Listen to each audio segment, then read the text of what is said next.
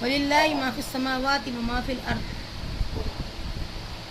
وَلِلَّهِ مَا فِي السَّمَاوَاتِ وَالْأَرْضِ وَلِلَّهِ مِيرَاثُ السَّمَاوَاتِ وَالْأَرْضِ۔ ان تینوں آیتوں میں اللہ تعالیٰ کا فرمان ہے کہ جو کچھ آسمان اور زمین میں سب اللہ ہی کا ہے، اور آسمان اور زمین کی میراث اللہ ہی کے لیے ہے۔ یہ بات طے شدہ ہے کہ آج جو بھی حکومت کر رہے ہیں یہ جو مجازی خدائیں ہیں، یہ مجازی بادشاہ ہیں۔ کل کے دن ایسا ہوگا کہ مالک یوم الدین کا معاملہ پورا ہوگا، یعنی صرف اور صرف بادشاہت اللہ ہی کی، آج بھی اسی کی ہے، کل مکمل طریقے سے رہے گی۔ تو یہاں یہ بتا رہے ہیں کہ آج جو انسان یہ جو اترانی والی بات ہے یا پھر اپنی پیدائش پہ غور نہیں کرتا، اس کی واحد وجہ یہ ہے کہ وہ اپنی یعنی اس دنیا کے اندر پکڑ کرنے والی شے نہیں پایا، آخرت کا تصور ان کے اندر جس طریقے سے قرآن کہتا ہے نہیں ہے، جس کی وجہ سے وہ دھوکہ کھا رہا ہے کہ یہاں جو بھی کرنا ہے کر لو، کوئی جزا ہے نہ کوئی سزا ہے۔ تو جس کو کیا کہتے ہیں ظاہر پرستی، یعنی انسان صرف ظاہر کو دیکھ رہا ہے اور ظاہر میں وہ دھوکہ کھا رہا ہے، اسی کو کہتے ہیں ظاہر پرستی۔ اور قرآن مجید میں اس کے بارے میں آتا ہے کہ افرائیت من اتخذ الہہ ہوا، محمد صلی اللہ علیہ وسلم ان کو دیکھیے یہ کیسے جو ہے اپنی خواہشات کی پرستش کرتے ہیں، یہ جو ہے اتنا ڈھیٹ کیوں ہو گئے ہیں؟ کیونکہ اس دنیا کے اندر ان کو فوری پکڑ نہیں ہو رہی ہے۔ اس سے پہلے میں بتائی تھی آپ تمام کے سامنے کہ آدمی اگر اپنی زبان پر انگارہ رکھ لے تو اس کو اندازہ ہوگا فوری طور پر یہ زبان جل جائے گی، لیکن اگر انسان جھوٹ بولے اس کا کوئی بھی اثر نہیں ہوگا، سنکھیا کھا لے مر جائے گا، اور اگر سود کھا لے، رشوت لے لے، مال کھا لے، کوئی نقصان نہیں ہوگا۔ تو اس سوچنے کا جو انداز ہے وہ بدلنے کی وجہ سے کہ یہاں پکڑ دھکڑ نہیں ہے، تو انسان کیا ہے ظاہر سے دھوکہ کھا رہا ہے، اور اس کو کہتے ہیں ظاہر پرستی، یا یوں دوسرے الفاظ میں یہ ہے ہوا پرستی۔ اور یہ ہوا پرستی بھی بہت بڑا شرک ہے۔ گزشتہ میں آپ کے سامنے بیان کری تھی کہ سعودی عرب میں بھی ظاہر پرستی یا پھر ہوا پرستی یہ جیسا شرک موجود ہے، آج بھی موجود ہے۔ تو کسی دنیا کی کسی خطے کے اندر کہیں نہ کہیں کوئی نہ کوئی شرک موجود ہے، اور اس شرک کے ساتھ بڑی سی بڑی نیکی زیرو ہو جاتی ہے۔ اسی لیے ہم جو ہے بظاہر یہاں پکڑ نہیں ہونے کے نتیجے میں جو ظاہر سے دھوکہ کھا رہے ہیں اس سے بچنے کی خاص ضرورت ہے ہمیں۔ اور جیسا کہ انسان کی دوسری انداز سوچنے کا کہ مال و اولاد کی کثرت، اگر اللہ ناراض ہوتا تو ہم کو مال بھی نہیں دیتا، اولاد بھی نہیں دیتا، یہ بھی ایک دھوکہ ہے۔ انسان جو سمجھ رہا ہے کہ اگر اللہ واقعی ناراض ہوتا تو کیوں دیتا۔ جیسے جو ہے آپ کو معلوم ہے کہ یہاں جیسا معاملہ کیا ویسے آخرت میں بھی وہ کرے گا، اور امید ہے کہ جس طریقے سے اللہ آج جتنا خوش ہے اتنے مال دے کر کے، اتنی اولاد دے کر کے، آخرت میں بھی میرے ساتھ وہی معاملہ ہوگا۔ تو یہ تمام جو ہے کثرت مال، کثرت جو ہے اولاد، یہ دلیل سمجھتا ہے، یہ پروف سمجھتا ہے کہ یہاں خوش ہے تو وہاں بھی خوش رہے گا۔ حالانکہ اس کو سوچنا یہ چاہیے، جیسے میں آپ کو بتائی تھی کہ کچھ لوگ ایسے ہوتے ہیں کہ مال کو زیادہ پاتے ہیں تو سمجھتے ہیں اللہ ہم سے بہت زیادہ خوش ہے اور اللہ ہمیں امتحان میں نہیں ڈالا۔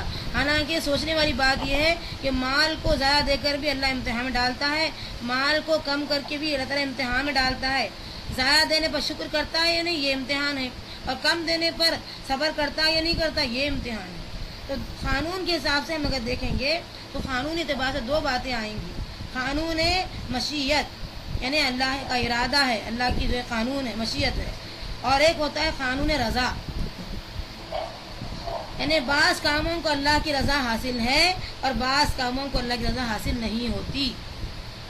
اب یہ جو سامان ہے اس کے بارے میں سوچنے والی بات یہ ہے کہ سامان مہلت ہے، ڈھیل کے سوا کچھ نہیں ہے۔ اگر انسان کو سامان زیست مل رہی ہے تو پھر سمجھ جانا چاہیے یہ مہلت ہے، ڈھیل ہے۔ اب اس میں یا تو انسان شکر گزار بننے کے لیے اپنے مال سے اپنے گناہوں کی پاکیزگی کا ذریعہ بنائے اس مال کو، یا پھر انسان اس مال سے ہی اپنے آپ کو ہلاک کرا دے۔ اس کی اپنی جو رائے ہے، اس کی ذاتی رائے ہے۔ تو یہاں بتا رہے اللہ تعالیٰ کہ اس سامان کو، سامان زیست جو ہے، جو زندگی کا سامان تمہیں دیا جا رہا ہے، اس کو مہلت سمجھو، ڈھیل سمجھو، امتحان سمجھو. اور اگر انسان نہیں سمجھتا ہے تو پھر وہی فرعونیت کا معاملہ ہو جاتا ہے. ہر انسان کے اندر فرعونیت موجود ہے، سامان کی ضرورت ہے. تو انبیاء مبلغین جو ڈراتے ہیں ان کے بارے میں آتا ہے کہ لوگ جو بالکل نڈر ہو چکے ہیں، جو ہے یہ سمجھتے ہیں کہ برسا برس سے تم ہم کو جو ڈرا رہے ہو کہ قیامت آئے گی، یہ وقت آنے والا ہے وغیرہ وغیرہ، تو ہم جو ہے ڈرنے والے نہیں ہیں. اگر تم واقعی سچے ہو تو اپنے وعدے کے مطابق وہ عذاب کو لے آؤ. عذاب اب تک کیوں نہیں آیا؟ یہ انسان کی سوچ ہے. اور انبیاء کہتے ہیں کہ ہم تو سچ ہیں، جب اللہ کا حکم ہو جائے گا تو عذاب آ جائے گا. تو آپ نوٹ کریے کہ یہ تمام جو سوچیں انسان کی، اس سوچ کے انداز کو بدلنا ضروری ہے. اللہ سے یہ دعا مانگنا ہوگا کہ اللہ ہمیں ہر اعتبار سے بہترین سوچ عطا فرما.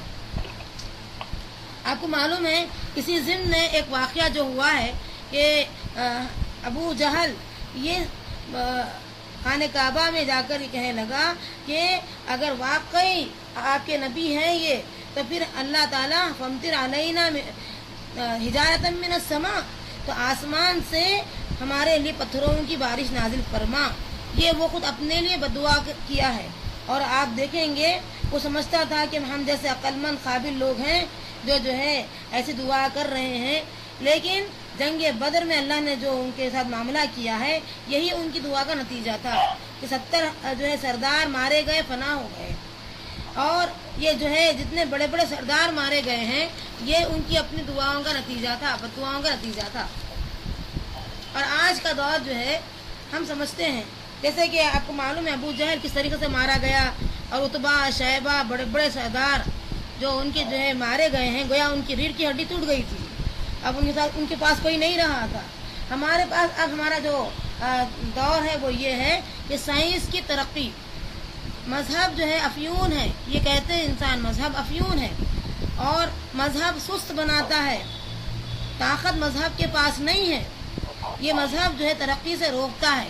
تو میں کہتی ہوں کہ اسلام کے علاوہ جتنے مذاہب ہیں ان کے جو خیالات ہیں وہ بالکل صحیح ہے، کیونکہ وہ جو خیالات رکھتے ہیں اسلام کے علاوہ جتنے مذاہب، وہ اٹکل پچو کی باتیں کرتے ہیں، کوئی صحیح ان کا خیال نہیں ہوتا. اس حساب سے سائنس جو کہتی ہے بالکل صحیح ہے، لیکن اسلام ایک پریکٹیکل جو ہے مذہب ہے. اسلام جو ہے ہمیں سچائی کی دعوت دیتا ہے، اور سائنس بھی سچائی ہے، اسلام بھی سچائی ہے. جب سچائی دونوں مل جاتے ہیں تو ٹکراؤ کس بات کا ہوتا ہے. اور آپ جانتے ہیں کہ سائنس جو ترقی کر رہی ہے، ہو سکتا ہے کہ سائنس کے اصول بعد میں بدل جائیں. ہماری نسلیں کئی ایسی آئیں گی بھی اور آئی ہیں جو ہے سائنس کے جو موجودہ اصول ہے اس کو جو ہے غلط ثابت بھی کی ہیں. اسی طریقے سے کائنات بے خدا ہے انہوں نے کہا، ثواب و عذاب نہیں ہے انہوں نے کہا، لیکن اسلام نے کبھی نہیں کہا.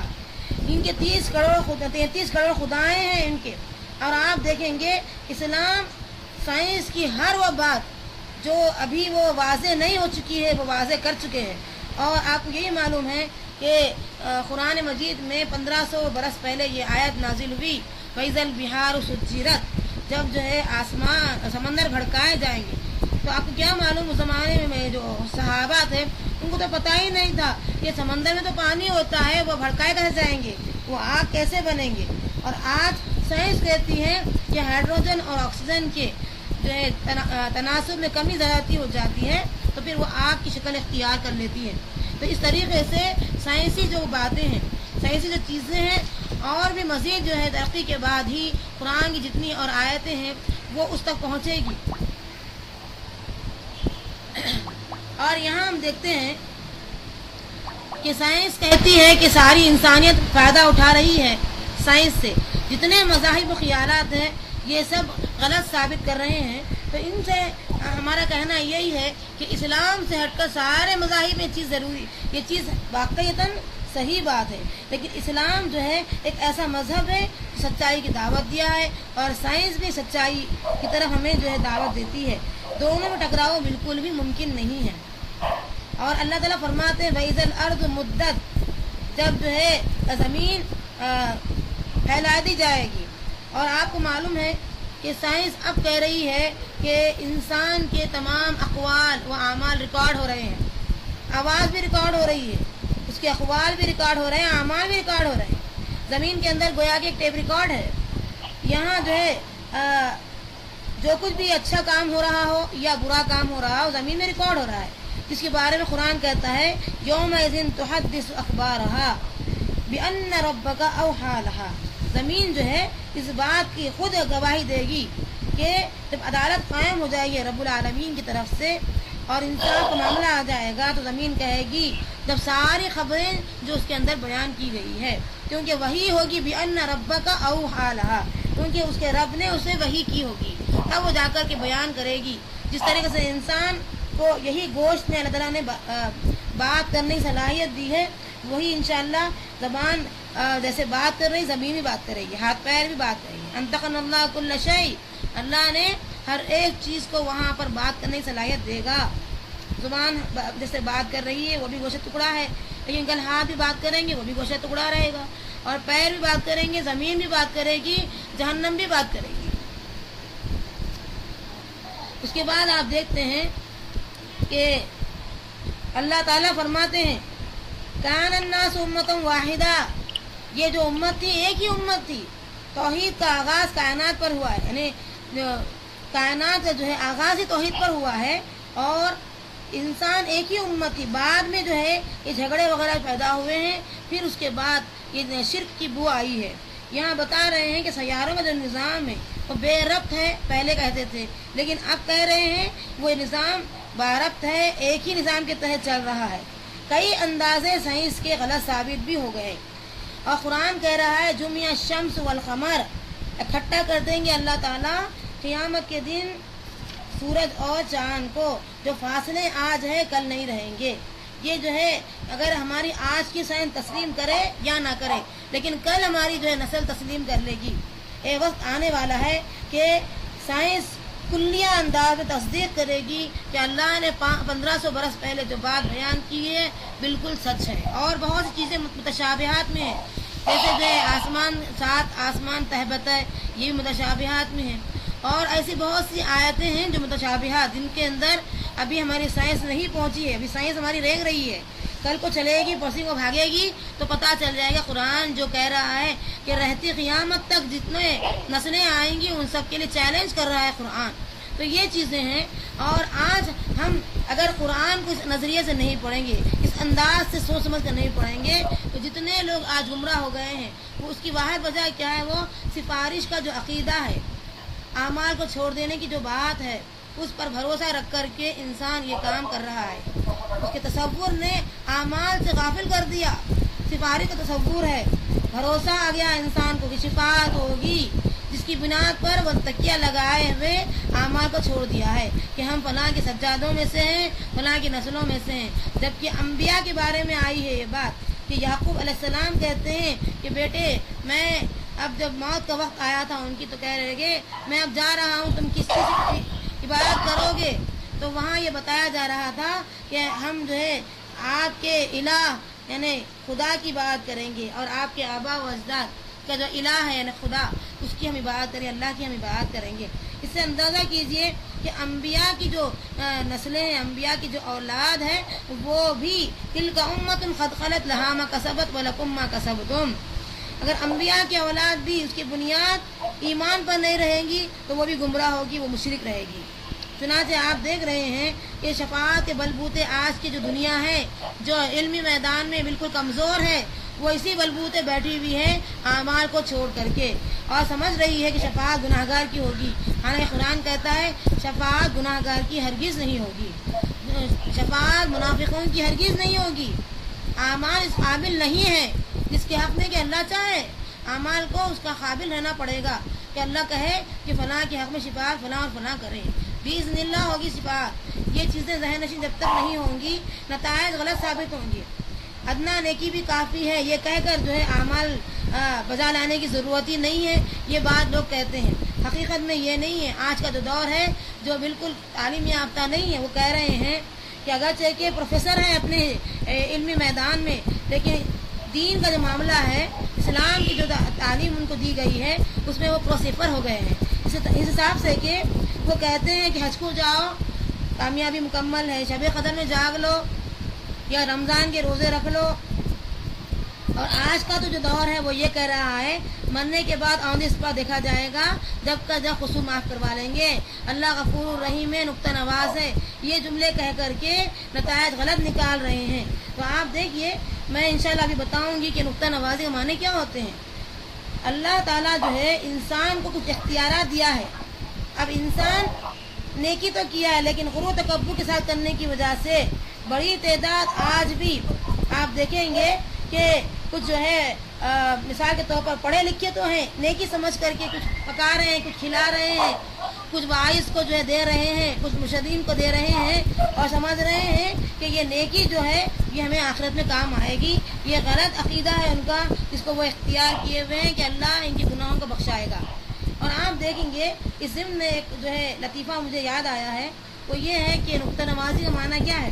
ایک بار کا واقعہ ہے کہ استاد نے اپنے شاگردوں سے سوال کیا تھا پانی سے متعلق. تو جو طالب علم ایبسنٹ تھا وہ جواب دے رہا ہے کھڑے ہو کر کے استاد کو کہ اے استاد محترم کہ ہائیڈروجن اور آکسیجن کے ملنے سے پانی بنتا ہے. میں کہتا ہوں ہائیڈروجن اور آکسیجن کے ملنے سے وہی ہوتا ہے جو منظور خدا ہوتا ہے. یہ ایک لطیفے کی شکل میں اس نے بتا دیا، لیکن آپ غور کریے بات تو بالکل درست ہے. مگر اس کو سمجھنے والی جو بات ہے وہ یہ ہے کہ گھڑی کا کانٹا کہاں فٹ کیا جائے. گھڑی کے کانٹے کو کسی دوسرے مشین میں فٹ کیا جائے گا تو فٹ کرنے کا معنی جو ہے وہ نہیں ہے، بلکہ اس کے مناسبت کی جو ہے چیزوں کو دیکھا جاتا ہے. یہاں بھی ہم دیکھ رہے ہیں وہ غلط بات تو کچھ بھی نہیں کہا کہ وہی ہوتا ہے جو منظور خدا ہوتا ہے. کیا غلط بات کہی؟ کچھ بھی غلط بات نہیں کی. لیکن کیا یہ بات بالکل درست ہے؟ بالکل درست نہیں ہے. آپ کو اسی انداز سے نقطہ نوازی کا معنی دیکھنا ہوگا کہ نقطہ نواز ہے کہہ کر کے اعمال ترک کرنا یہ کون سی عقل مندی کی بات ہے. فرماتے رسول اللہ صلی اللہ علیہ وسلم نقطہ نوازی کی تردید میں اللہ نے مالک یوم الدین کی آیت پیش کی ہے کہ مالک یوم الدین انصاف کا کے دن جو ہے نیکی کا بدلہ نیکی سے دیا جائے گا، بدی کا بدلہ بدی سے دیا جائے گا. یہ انصاف والا مالک. تو نقطہ نوازی یہاں پر کام نہیں دے گی. ہاں اس کی مثال میں بیان کروں، جیسا ایک اسٹوڈنٹ ہے بہت اچھا پڑھنے والا ہے، عین ایگزام کے ٹائم پر طبیعت خراب ہو چکی ہے. اب وہ سنا رہا ہے اپنے استاد کو، ٹیچر کو سنا رہا ہے لیکن لکھ نہیں پا رہا ہے. تو اس کو ممکن ہے کہ آپ رعایتی مارکس دے دیں، گریس مارکس دے دیں. تو یہ اللہ تعالیٰ دیکھ کر کے دے گا کہ واقعی ایک آدھ مارکس سے فلاں اور فلاں جو ہے نیت بھی صحیح ہے، شرک بھی نہیں ہے، اعمال کی اصلاح بھی کر رہا ہے. ہو سکتا ہے اس کے حق میں اگر اللہ چاہے تو دے دے، ورنہ ضروری نہیں ہے کہ جس کے حق میں چاہے وہ دے دے یا ہمارے تصور کو پورا کرے. ایسی بات نہیں ہے. اسی لیے اللہ تعالیٰ نے فرمایا کہ الرحمن الرحیم، یعنی اس کے ساتھ مالک یوم الدین، شدید العقاب، سریع الحساب. اللہ نے یہ بھی فرما دیا، جیسا کہ فرمایا اللہ تعالیٰ میں الرحمن بھی ہوں اور رحیم بھی ہوں. نبی خبر دیجیے محمد صلی اللہ علیہ وسلم عبادی میرے بندے کو انی هو الغفور الرحیم کہ میں بخشنے والا بھی رحم کرنے والا ہوں. وَأَنَّ عذابی هو العذاب العلیم، عذاب العلیم، اور بے شک یہ کہ میرا عذاب بھی دردناک عذاب ہے. تو دو باتیں بھی اللہ نے بیان کی ہے، ایک تو غفور الرحیم ہونے کا اللہ نے اعلان بھی کیا ہے، دوسرے جو ہے اللہ نے یہ بھی کہا کہ میرا عذاب بڑا دردناک عذاب بھی ہے. ان دونوں چیزوں کو بیک وقت لے کے چلنا چاہیے. گویا کہ اللہ سے جو خوف کھانا چاہیے وہ اس اعتبار سے کہ اللہ کہہ رہا ہے ان ربک العزیز الرحیم، خوشخبری کے ساتھ جگا رہا ہے کہ وہ العزیز بھی ہے اور رحیم بھی ہے. تو یہ عقیدہ جو غلط بنا دیا انسان، اس کی تردید میں اللہ نے یہ آیت بیان کی ہے کہ اللہ کہ رسول صلی اللہ علیہ وسلم جیسے فرمایا اے ملی یا فاطمہ، بیٹی فاطمہ عمل کر، تمہارا باپ کل کو کچھ کام نہیں آئے گا. آیا صدیقہ رضی اللہ عنہ سے فرمایا اللہ کے رسول. انشاءاللہ ہم آگے بیان کریں گے کہ 3 مقامات ایسے رہیں گے جہاں اللہ تعالیٰ ہمیں انفرادی حساب لیں گے، وہاں پر جو ہے تمہارے شوہر جو پیغمبر ہیں وہ کچھ کام نہیں آئیں گے. اور آپ کو یہی پتہ ہے کہ اللہ تعالیٰ فرماتے ہیں کہ انبیاء کا جو معاملہ ہے وہ حسب نسب کی بنیاد پر جو آج لوگ اپنا عقیدہ بنائے بیٹھے ہیں کہ ہمارا حسب نسب پیغمبروں کی جو ہے طرف جاتا ہے وغیرہ وغیرہ، بزرگی اور جو ہے نجات کے لیے کافی ہے، محض ان کے خاندان میں پیدا ہونا کافی ہے نجات کے لیے، یہ جو عقیدے کر بیٹھے ہیں اس کی تردید میں آیا لہا ما کسبت ولکم ما کسبتم، تمہاری نیکی تمہارے ساتھ، ان کی نیکی ان کے ساتھ، تمہاری بدی تمہارے ساتھ، ان کی بدی ان کے ساتھ رہے گی۔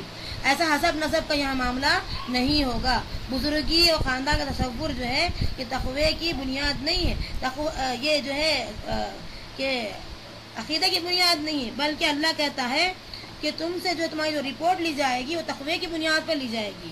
قرآن مجید کی آیت ہے ان اکرمکم عند اللہ اتقاکم، قیامت کے دن اللہ کی نظر میں سب سے باعزت وہ رہیں گے جن کا ایمان اور تقوی سب سے بلند ہوگا۔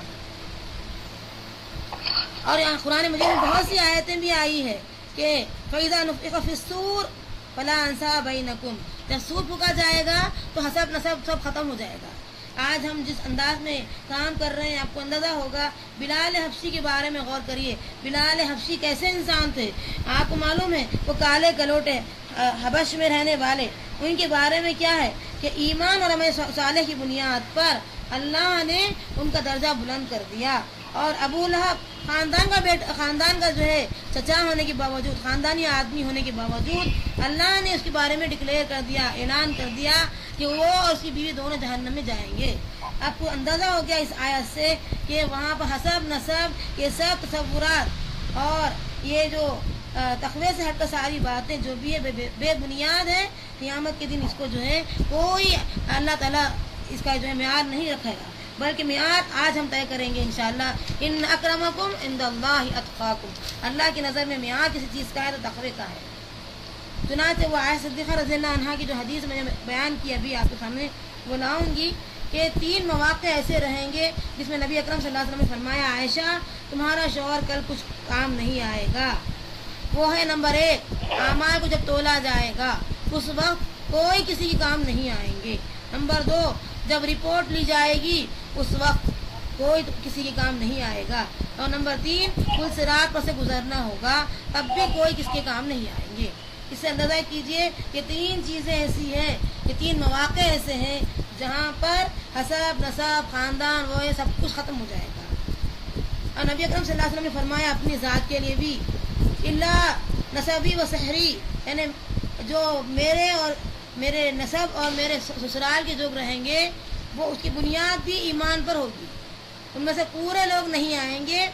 یہ جو سحری کہتے ہیں سسرال، یعنی میرا اپنا جو نسبی لوگ ہیں اور سسرالی جو لوگ ہیں وہ جو ہے ایمان کی بنیاد پر، صالحیت کی بنیاد پر ان کو جو ہے اللہ تعالیٰ بخشے گا، لیکن کسی اور چیز پر نہیں۔ اس سے اندازہ کیجئے اگر پیغمبر کی اولاد ہے یا سجادوں کی اولاد ہے، مرشدوں کی اولاد ہے، یہ جو ہمارے عقیدے بیٹھے ہوئے ہیں یہ عقیدوں کو جب تک کہ ہم ان کا انکار نہ کریں، جیسا کہ آپ کو معلوم ہے اگر ہم ان باتوں پہ غور کر کے یہ سوچیں کہ یہودی انبیاء کی اولاد ہے کہ نہیں ہے تو اب یہودی بھی جنت میں جانا چاہیے، جبکہ وہ صالحیت کی بنیاد نہیں ہے، نیک نہیں ہے ان میں سے۔ تو آپ کو معلوم ہونا چاہیے کہ یہودی انبیاء کی اولاد ہونے کے باوجود بھی وہ جہنم میں ہے۔ نصارہ یہ بھی کہتے ہیں کہ ہم انبیاء کی اولاد ہے، تو لہٰذا یہ بھی جنت میں جانا چاہیے۔ تو اولاد بننا کافی نہیں ہے، اولاد میں صالحیت ہونا ضروری ہے۔ ایمان اور عمل صالح جب تک نہیں رہے گا یہ جو ہے مکمل موحد نہیں ہوں گے۔ جیسا کہ ان کا قول ہے نحن ابناء اللہ و احبا، ہم جو ہے اللہ کے بیٹے اور چہیتے ہیں، تو ہمارے اللہ تعالیٰ ہمارے گناہوں کو نہیں پکڑے گا، یہ ان کی باتیں ہیں۔ وہاں بتایا جا رہا ہے قرآن مجید میں فرشتے بھی کیا دعا کرتے ہیں، فرشتے یہ دعا کرتے ہیں ربنا ادخلہم، اے اللہ ان کو داخل کرے، کون کس کو داخل کرے، ومن صلح من آبائہم وذریاتہم وغیرہ وغیرہ۔ وہاں پر فرشتے جو دعا کرتے ہیں تو اس میں اس شرط کو رکھ کر دعا کرتے ہیں کہ یہ نیک ہو، صلاح نیک ہو، من آبائہم ان کے باپوں میں سے، وذریاتہم ان کی اولادوں میں سے، اولاد میں سے، بیوی میں سے، اور سمجھے کہ باپوں میں سے جو نیک رہیں گے ان کی سفارش ہوگی۔ اب اس کے بعد آپ غور کریے جب نیا عالم قائم ہوگا، جب اللہ تعالیٰ وجود میں لائیں گا آخرت کی شکل میں، تو آسمان کو اس طرح لپیٹ دیا جائے گا جیسے کسی رجسٹر کے اوراق کو لپٹا جاتا ہے۔ کل شیء ہالک الا وجہہ، ہر چیز ہلاک ہو جائے گی سوائے اللہ کی ذات کے. دوبارہ عالم کو جو وجود میں لایا جائے گا اس وقت کہا جائے گا لمن الملک اليوم، آج کس کی بادشاہت ہے، آج کس کی بادشاہت ہے، للہ الواحد القہار، آج جو ہے اس رب کی بادشاہت ہے. تو آپ اندازہ کریں گے جب انسان بات نہیں کر سکے گا، کیوں؟ الا من اذن له الرحمن، جب اللہ تعالیٰ حکم دیں گا تم بات کرو تو وہ بات کریں گے، وقال صوابا، اور ٹھیک ٹھیک بات نکلے گی، ورنہ لا تکلمون، بات نہیں کر پائیں گے. ایسا وقت رہے گا وہ بات نہیں کر پائیں گے. کانہم جراد منتشر، ایسے بن جائیں گے گویا کہ کروڑوں کی شکل میں ٹڈیاں ہیں انسانوں کے پھیلنے سے. مالک یوم الدین کا کنٹرول بالکل برقرار رہے گا، ایسی بات نہیں ہوگی قیامت کے دن اتنے ٹڈی در انسان جیسے نظر آئیں گے، اس کے باوجود اللہ تعالیٰ کا کنٹرول پورا ان پر رہے گا، حکومت اسی کی رہے گی. وہاں پر فرمائے کہ اللہ ہمسا، سوائے کانا پوسی کے یا چلنے کی آہٹ کے علاوہ کوئی آواز نہیں آئے گی.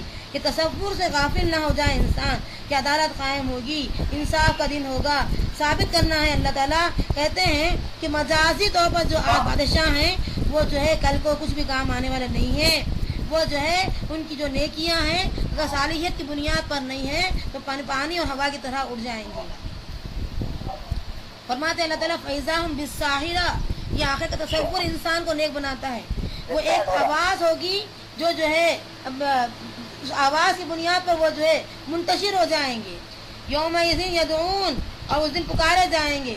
وہ وقت ایسا ہو جائے گا کہ ایک پکارنے والا پکارے گا کہ وہاں سے آواز معلوم ہوگی کہ کوئی قریب سے میں پکار رہا ہے، ایسی آواز آئے گی. یعنی کوئی کسی کو سنائی دی آواز، کسی کو نہیں سنائی دی، ایسا مسئلہ نہیں رہے گا.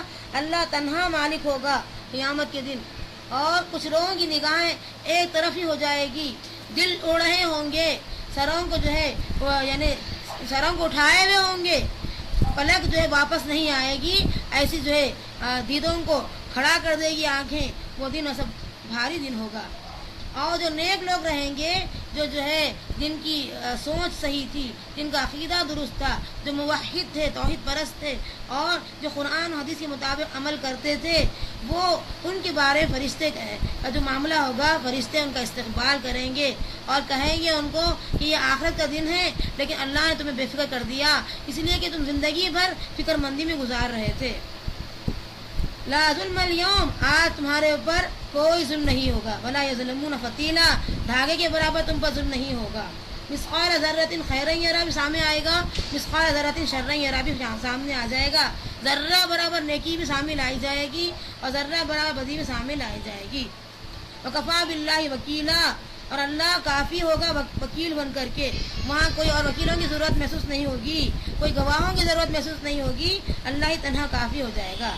زمین کے اندر جو ٹیپ ریکارڈ ہے اس میں اللہ تعالیٰ فرماتے ہیں کہ وہ ایک تو ریکارڈ دے گی، گواہی دے گی، دوسری گواہی کان گواہی دیں گے، اور آنکھ گواہی دیں گے، زبانیں گواہی دیں گی، اور کھالیں گواہی دیں گی، ایون جو اسکن ہے وہ بھی گواہی دیں گی. قرآن مجید کہتا ہے کہ جو ہے شہید علیہم یشہد علیہم، ایسے الفاظ قرآن مجید میں آئے ہیں کہ ان کی زبانیں، ان کی کھال اور ان کے جو ہے اعضاء سب کے سب گواہی ان کے خلاف میں دیں گے. جو کچھ اعمال وہ کرتے تھے وہ سارے گواہی دیں گے. لما شہدتم علینا، اور کہیں گے جو کھڑے رہیں گے انسان کہیں گے اپنے اعضاء سے کیوں تم ہمارے خلاف گواہی دے رہے ہو؟ تو وہ کہیں گے انطقنا اللہ الذی انطق کل شیء، وہ تمام اعضاء کہیں گے وہ ہستی آج ہمیں بات کرنے کا حکم دیا ہے، اس لیے ہم تمہارے خلاف میں گواہی دے رہے ہیں. ہمارے ہاتھ بولیں گے کل تک ہم تمہارے تابع تھے، تم جو حکم دیتے تھے ہم وہ کرتے تھے، لیکن اللہ آج ہمیں اختیار دیا بات کا، اس لحاظ سے ہم بولنے کی صلاحیت رکھتے ہیں اور ہم تمہارے خلاف گواہی دیں گے. کیا فائدہ ہوگا؟ جن کی خاطر گناہ کیے ہیں وہی ہمارے خلاف ہو گئے ہیں.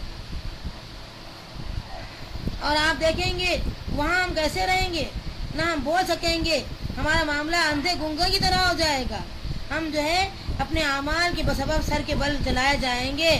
تنہا مالک جو کسی کا محتاج نہیں ہوگا، وہ ہمیں سارے ایک ہی وقت میں سارے معاملات طے کرے گا. آپ اندازہ کریں گے وہ آخرت کا خوف، وہ جزا کا خوف، وہ ڈر انسان کو ایک جو ہے مقام بتاتا ہے. گناہوں سے ارتکاب کرتے وقت ڈراتا ہے کہ وہ دن ایسا ہوگا ہمارے تعلقات ختم ہو جائیں گے، ماں باپ بیوی بچے یعنی فدیے میں دے کر کے ہم جو چھڑانا چاہیں گے، ایسا دن رہے گا، ہمارے اعمال تولے جائیں گے، انسان کو تولا جائے گا۔ قیامت کے دن جو ہے بھاری ہونے کے باوجود انسان وہاں، جیسے کہ میں اس سے پہلے واقعہ سنائی تھی عبداللہ ابن مسعود رضی اللہ عنہ کا، کہ جب وہ جو ہے درخت پر چڑھائے گئے تھے، مسواک کی جو ہے لکڑیاں توڑ رہے تھے، اس وقت ان کی جو ہے ہوا کی وجہ سے ان کی جو ہے جو وہ لباس پہنے تھے وہ جو ہے ہٹنے لگا ہوا کی وجہ سے، تو لوگ جو ہے ان کی پنڈلیوں کو دیکھ کر ان کا مذاق اڑائے۔ تو وہاں اللہ کے رسول نے فرمایا کہ عبداللہ ابن مسعود کے جو پنڈلیاں ہیں اس کا وزن قیامت کے دن احد پہاڑ سے زیادہ ہوگا۔ اس سے اندازہ کیجئے قیامت کے دن انسانوں کو بھی تولا جائے گا۔ انسان بھاری آج ہوگا لیکن کل کو جو ہے وہ مچھر کے پر کے برابر بھی وزن نہیں ہوگا، عقیدہ اور اعمال کی وجہ سے۔ تو انشاءاللہ بدی اور نیکی جو معاملہ ہے اس کو بہت غور سے آج کا جائزہ لیں گے کہ اگر ہم کو جانا ہے بدی کر کے تو حاویہ میں جائیں گے، نیکی کر کے جانا ہے انشاءاللہ تو پھر انشاءاللہ علیین میں رہیں گے، ہمارا مقام سب سے بلند رہے گا۔ جیسے گزشتہ میں نے بیان کیا تھا آپ کے سامنے کہ جسم کو اتنا محنت کا عادی بنائیے، جیسے اللہ نے فرمایا ہے کہ لقد خلقنا الانسان فی کبد، انسان کو ہم نے مشقت میں ڈالا ہے۔ اگر انسان اپنے جسم کو مشقت میں نہیں ڈالتا ہے تو وہ روح جب بلند مقام سے آئی ہے بلند مقام کو نہیں جائے گی، بلکہ وہ جو ہے حامیہ نارن حامیہ میں چلے جائے گی۔ اس حساب سے آج ہم متعین کریں گے۔ اب اس کے لیے مدد کی ضرورت ہوگی، اللہ تعالیٰ سے مدد چاہیے ہم کو۔ اے اللہ ہم شرک پر نہیں رہیں گے، ہم توحید پرست بنیں گے لیکن تیری مدد کے ساتھ۔ اب یہاں ہمیں دیکھنا یہ ہوگا کہ مدد کی تعریف میں آتا ہے استعینوا بالصبر والصلاۃ، مدد چاہنے سے پہلے دو چیزوں کو تیاری کر لو، ایک کیا ہے صبر کی اور دوسرے نماز کی تیاری کر لو۔ ہر نیک کام سے پہلے صبر کی جو ہے ضرورت ہوتی ہے۔ وما یلقاها الا الذین صبروا، اللہ کہتا ہے جو عظیمت والے لوگ ہیں، جو بلند درجے والے لوگ ہیں، ان کے پاس صبر کوٹ کوٹ کر ہوتا ہے۔ اور یہ نمازوں سے مدد چاہتے ہیں تو ہر نیکی سے پہلے مدد کی ضرورت ہے۔ اللہ تعالی ہم تیری بندگی کرتے ہیں، تیری ہی غلامی کرتے ہیں لیکن مدد کے ساتھ۔ تو ہم انشاءاللہ ابھی تھوڑی دیر میں بتائیں گے آپ کو کہ غلامی کس چیز کا نام ہے، آپ جو کیسے بنے۔ آج ہم اس تصور کو سب سے زیادہ جو ہے روشن کریں گے، نمایاں کریں گے، دعا بھی کریں گے اللہ تعالیٰ ہمارے اندر یہ جو عبد کا جو معاملہ ہے، غلامی کا جو معاملہ ہے، کہ 24 آورس ہم جو ہے ہمارے تمام تر جد و جہد کوششیں اللہ رب العالمین کی مرضی کے مطابق کر دیں گے۔ جیسے آپ کو پتہ ہے کہ عبد کس کو کہتے ہیں؟ عبد کہتے ہیں وہ بندہ جو ہے ساری کی ساری محنتیں کوششیں اور اس کی مرضی سب کچھ نچھاور کر دیتا ہے اپنے آقا کے سامنے۔ یہی بندگی کا اصول ہمارا ہونا چاہیے۔ اللہ کہتا ہے ادعونی استجب لکم، عبادت کرو کیسے؟ پکارو مجھے۔ 24 پارے میں اللہ فرماتے ہیں کہ ادعونی استجب لکم، ایسے پکارو جیسے پکارنے کا حق ہے، بندگی خالصتاً میرے، یعنی سر کو جھکا دو میرے سامنے۔ اور عبادت کی بالکل ضد کیا آتی ہے؟ تکبر۔ تکبر عبادت کی ضد ہے، عبادت کا الٹا ورڈ ہے، اپوزٹ ورب ہے۔ تو عبادت کرنے والا متکبر نہیں ہو سکتا ہے۔ آج جتنے لوگ عبادت نہیں کر رہے ہیں، اپنے سر کو نہیں جھکا رہے ہیں، یہ سب متکبر ہے اللہ کی نظر میں۔ انسان عبادت کے معنی اپنے سر کو پوری طریقے سے جھکا دے۔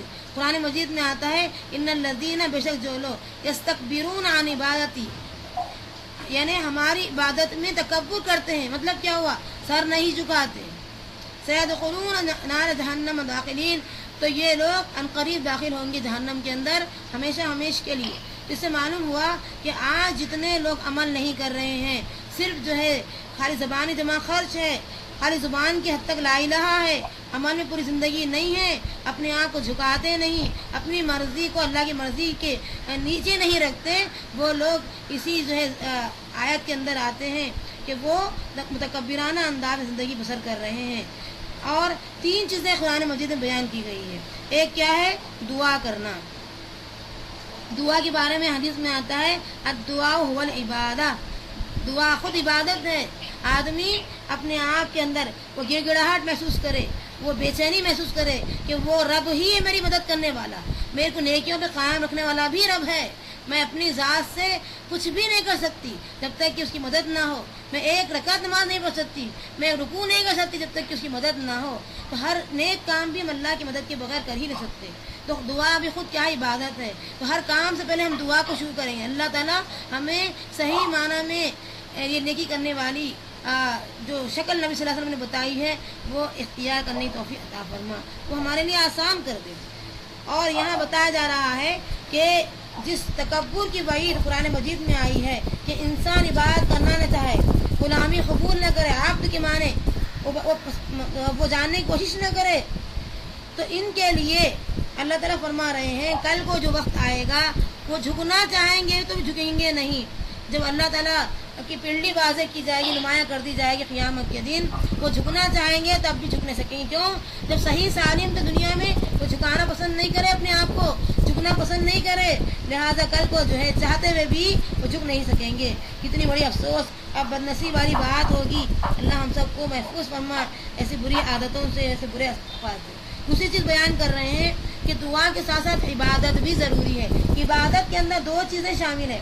اگر انسان یہ نیت کر لے کہ میں رب العالمین کا جو حکم ہے اس کو میں مان رہی ہوں, اور دوسرا بندوں کا حق جہاں تک اللہ کا حکم ہے میں اس کو ادا کر رہی ہوں, چاہے بندے مجھے قبول کریں یا نہ کریں, صلہ دیں نہ دیں, دونوں میرے نظر میں جیسے ہیں, کیونکہ رب العالمین کی خوشی مقصود بنا لی میں.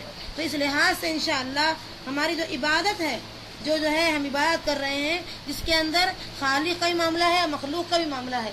عبادت اللہ کی مستقل انداز میں, نماز, روزہ, زکوٰۃ وغیرہ یہ اللہ کی بات, اور بندوں کے ساتھ جو معاملہ طے کرتے ہیں وہ جو ہے فرماتے ہیں اللہ تعالیٰ کہ بندوں کے ساتھ جو خدمت کی جاتی ہے اگر اس میں نیت یہ کر لیں کہ اے اللہ تیری رضا شامل کر لی, بسم اللہ کرے کام شروع کر دے, بندوں کا حق ادا کر رہے ہیں, تو یہی مکمل عبادت ہے.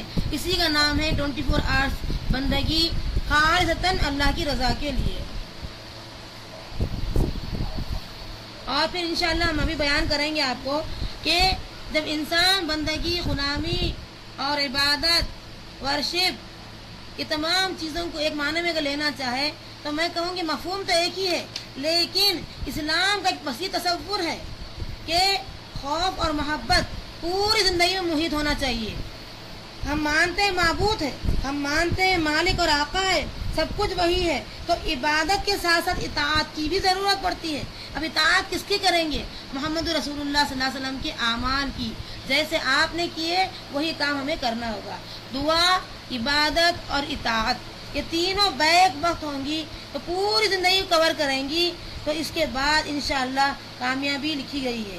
ورنہ جو ہے وہ عبادت خالصتاً نہیں ہے. فرماتے رسول اللہ صلی اللہ علیہ وسلم کہ ہم یعنی آپ صلی اللہ علیہ وسلم کی زندگی جو ہے بتا رہے ہیں کہ وہ سیاست اور عبادت کو الگ کر رہے ہیں آج کے لوگ, حالانکہ سیاست عبادت کا نام ہے. اللہ کی بڑائی کو منواؤ اللہ کی زمین پر, یہ سیاست ہے, حکومت ہے. لیکن آج کے لوگ کہتے ہیں کہ جو ہے خیسر و خیسر کو دے دو, کسریٰ کا پوپ کو دے دو. یہ چیزیں جو لوگ ذہن بنا لیے ہیں کہ یہ چیز صحیح نہیں ہے, بلکہ مذہب, ازم وغیرہ وغیرہ یہ دوسرے مذاہب کی باتیں ہیں. محمد صلی اللہ علیہ وسلم کہتے ہیں کہ اسلام ہمارے لیے آدم علیہ السلام سے لے کر پوری قیامت تک جتنے لوگوں کے پاس اسلام رہے گا اس کا ایک ہی نظریہ رہے گا, وہ رہے گا عبادت وہی, اطاعت وہی, سیاست وہی, حکومت وہی. اللہ کی وکبر ہو تکبیرا, اللہ کی بڑائی کو اللہ کی زمین پر منواؤ, اللہ کی حکومت قائم کرو, اللہ کا جو ہے لوہا منواؤ. یہ چیزیں جب تک رہیں گی انشاءاللہ ہم مکمل مومن موحد رہیں گے. یہ نہیں ہے تو پھر ہمارا ایمان لانا یہ بے مقصود سمجھے کہ بے معنی شے ہوگی. جیسے ہم کہتے ہیں آدم علیہ السلام کے بارے میں اور محمد صلی اللہ علیہ وسلم تک جتنے انبیاء آئے ہیں, یہ جیسے غیر مسلم کہتے ہیں کہ ہم موسیٰ پر ایمان لائے, کسی اور پر ایمان نہیں لائیں گے. نصارہ کہتے ہیں ہم عیسیٰ پر ایمان لائے, کسی اور پر نہیں ایمان لائے ہیں, وغیرہ وغیرہ. اور مومن کہتا ہے لا نفرق بین احد من رسلی, مومن یہ کہتا ہے کہ آدم علیہ السلام سے لے کر محمد صلی اللہ علیہ وسلم تک جتنے انبیاء آئے ہیں ہم کسی میں تفریق نہیں کرتے, سب پر ہم ایمان لائے ہیں. یہ چیز ہمیں جاننا ہوگا کہ محمد صلی اللہ علیہ وسلم اور آدم علیہ السلام کی جتنی کڑی آئی ہیں सब पर ईमान लाना फ़र्ज़ है, ज़रूरी है, इसके बगैर इबादत कबूल नहीं होती। अब इबादत के अंदर हम देखेंगे कि कुछ लोग कहते हैं कि ये दीन की बातें मस्जिद में होनी चाहिए, ये सियासत से हटके होनी चाहिए, ये बंदगी की बात है, इताअत की बात है, और ये जो है इससे हटी भी होना चाहिए। ये सब के सब को हम अलग कर देंगे तो फिर जो है क्या होगा कि नबी सल्लल्लाहु अलैहि वसल्लम जिस मिशन को लाए उसकी जो है इनकार हो जाएगा। यहाँ बयान करेंगे आपके सामने अब्द के मफ़हूम को कि हम गुलामी अपने लिए, ये हम अल्लाह के ग़ुलाम हैं, अल्लाह का जो हुक्म है हम वही काम करेंगे। जैसे हम मजाजी आका होते हैं, हम अपने ग़ुलाम को क्या कहते हैं, उठो तो उठ जाना, बैठे तो बैठ जाना, खाओ तो खाना, हुक्म दे तो सो जाना, और शेर से लड़ो बोले तो लड़ लेना, फाड़ खा ले तो भी खामोश बैठना, तमाशाई बंद करके उसका जो है मज़े लेते रहना। पहले ज़माने में बादशाह ऐसे ही थे कि जो है शेर उनसे लड़ रहा है और वो फाड़ कर जो है खा रहा है तो ये मज़े लेते थे। तो ऐसी ग़ुलामी कि जिसमें जो है मजबूरन लाचार होकर के, जिसको बोलते हैं हल्का बगोश, यानी कान में हल्का डालने, फला का ग़ुलाम है, इसी लफ्ज़ को जो है अल्लाह ने यहाँ बयान किया कि जो मजाजी खुदा के तुम जो ग़ुलाम है, ऐसी 24 घंटे की बंदगी करना ज़रूरी है। इसलिए जो है कुरान के अल्फाज में बयान करूँगी, वमा खलक़तुल जिन्न वल इंसा इल्ला लियअबुदून। समझ जाना चाहिए इंसान कि पैदाइश का मकसद ही इबादत है, और इबादत का वसी तसव्वुर है इस्लाम में कि इन्न सलाती व नुसुकी व महयाया व ममाती लिल्लाहि रब्बिल आलमीन। मेरी नमाज, मेरी कुर्बानी, मेरा जीना, मेरा मना, सब कुछ रब्बुल आलमीन के लिए है। ये इबादत का तसव्वुर है हमारे पास। ऐसा नहीं कि जुम्मे की जुम्मा नमाज पढ़ लिए, यानी जैसा कि काफिरों के जहन में ये बात है कि मुसलमान जुम्मे को नमाज पढ़ता, और नसारा का जहन है हफ्ते के दिन, यहूदियों का जहन है कोई और दिन। बहरहाल ये दो दिन मुकर्रर किए हैं, इस्लाम इसका तसव्वुर नहीं रखता। इस्लाम कहता है 24 आवर्स अल्लाह की बंदगी करो, और नमाज, रोज़ा, ज़कात, कुर्बानी, ज़िंदगी के सारे कारोबार रब्बुल आलमीन के लिए होनी चाहिए। वो रब्बुल आलमीन कौन है? अल्हम्दुलिल्लाह रब्बिल आलमीन, जो कुल तारीफ जो है सज़ावार है, शुक्र के साथ इसकी तारीफ की जाती है। उस रब्बुल आलमीन के लिए नमाज होनी चाहिए, उस रब्बुल आलमीन के लिए इशारा कुर्बानी होनी चाहिए, उस रब्बुल आलमीन के लिए ज़िंदगी हो और उसी रब्बुल आलमीन के लिए मौत हो। ये इस्लाम पूरी ज़िंदगी पर मुहित है।